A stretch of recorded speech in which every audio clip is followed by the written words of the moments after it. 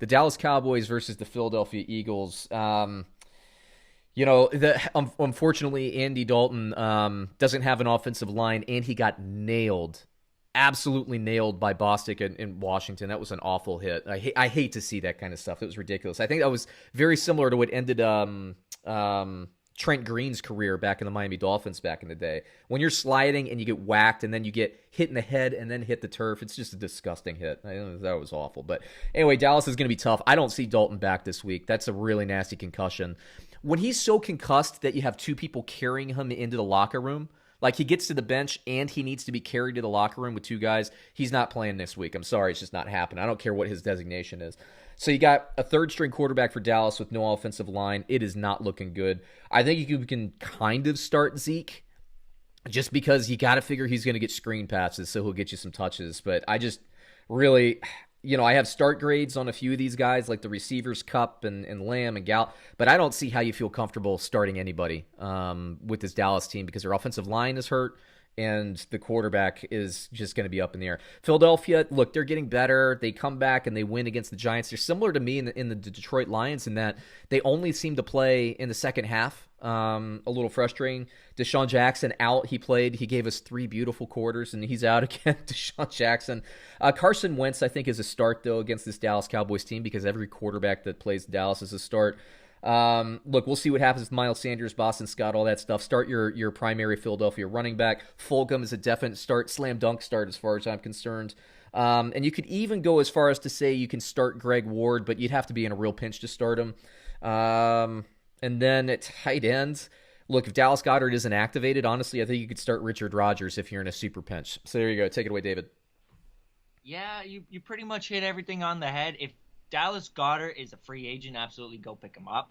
If you're in need of a tight end and he's someone's backup, absolutely go try and trade for him because he faces the Cowboys this week. And if he plays, this is going to be your last chance to get Dallas Goedert on your roster.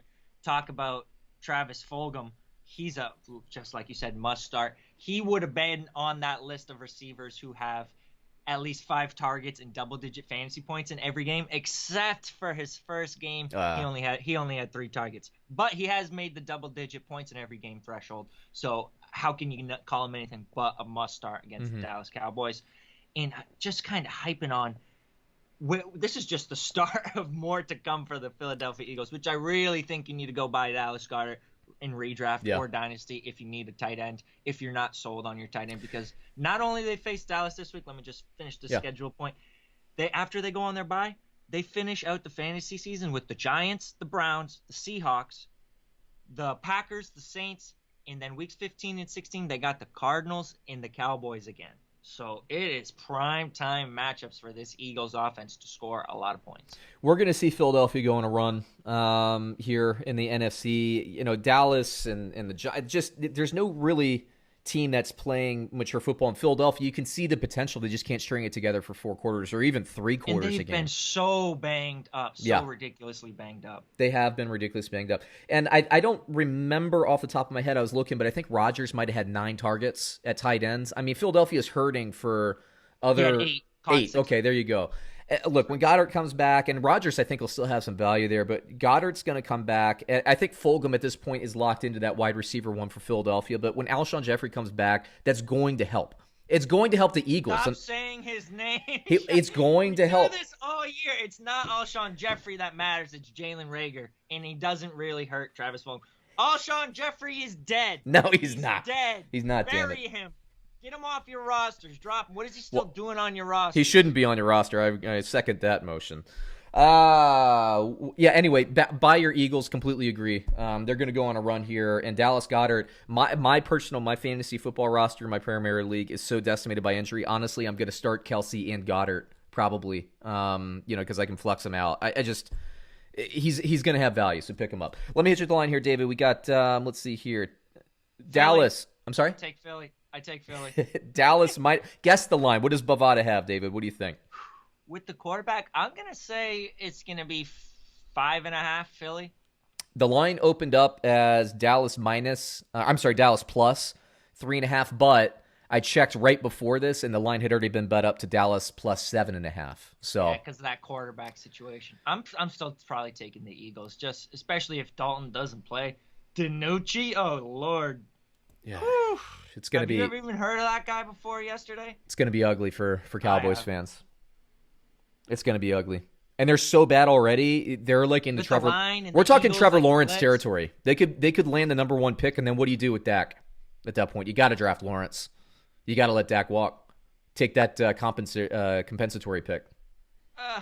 Well, I don't know about that because they could trade that pick for True. just a king's ransom, and Dak is. Let's not just throw Dak in the trash. No, and you're right. I mean, if anything, what we've seen the last 2 weeks from the Dallas Cowboys, if there's any pro in terms of that for Dak, it's how pathetic they've looked since he's been gone. So, And are we sure? I mean, I get it, Trevor Lawrence, guys, but Dak Prescott already is a top quarterback. If you want Trevor Lawrence over Dak Prescott, holy hell, you are willing to make the leap. I am not ready to make that leap. I think if they're in position to draft Trevor Lawrence, absolutely they need to trade that pick. here's why I think if you're Dallas, you do it just to, we'll move this along quickly, but Dallas, their cap situation next year is so bad.